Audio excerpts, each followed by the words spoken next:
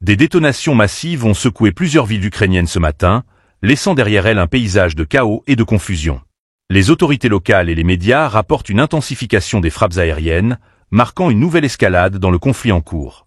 À Kiev, des explosions attribuées aux opérations de défense aérienne ont été signalées, tandis qu'une épaisse fumée s'élève au-dessus du quartier Buchansky, témoignant de la violence des affrontements.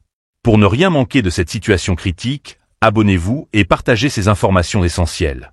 Dans d'autres régions, la situation est tout aussi alarmante. À Odessa, plusieurs explosions ont été confirmées par le maire, Gennady Trukhanov. Conséquence immédiate.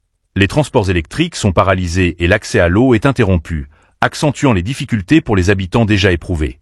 Les infrastructures locales ont subi de lourds dégâts, notamment dans la région de Zaporozhye, où des cibles stratégiques semblent avoir été visées. Au centre du pays, dans la région d'Ivano-Frankivsk, des frappes auraient touché la centrale thermique de Bourchtin.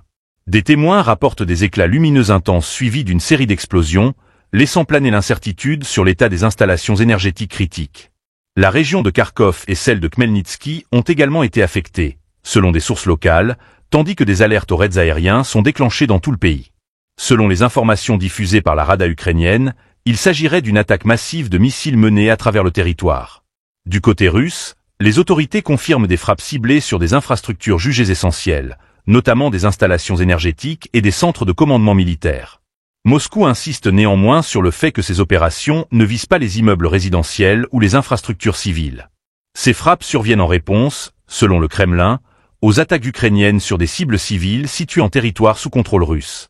Des infrastructures portuaires auraient également été touchées à Odessa, suscitant des spéculations sur une tentative d'asphyxie économique. Alors que les combats s'intensifient, la situation humanitaire se dégrade. Les coupures d'électricité, d'eau et de chauffage aggravent le quotidien des civils, déjà confrontés à un hiver rigoureux.